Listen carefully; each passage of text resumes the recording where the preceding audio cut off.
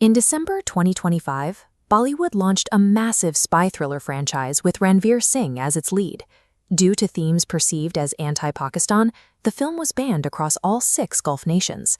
Distributors officially calculated a loss of $10 million, or 90 crore rupees, from this market alone. The franchise lost its most lucrative overseas market within weeks of its premiere. A few months later, in March 2026, the outbreak of the Iran war led to an immediate blockade of the Strait of Hormuz. The region experienced a systemic economic collapse. Flights were grounded and airspace closed as global supply chains froze. Yet, as the regional economy faltered, the sequel, Dhurandhar 2, hit theaters and grossed 1,525 crore rupees.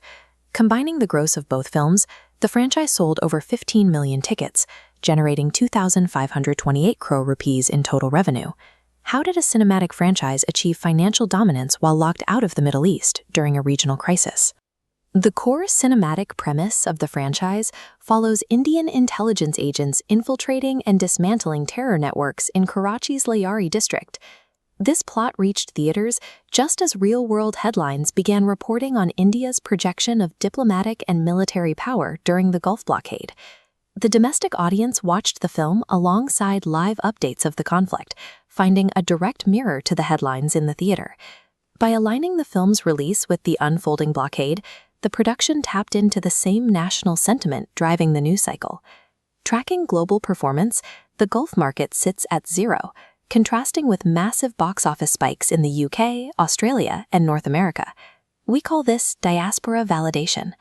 While Western supply chains panicked, expatriates bought tickets as India navigated the conflict.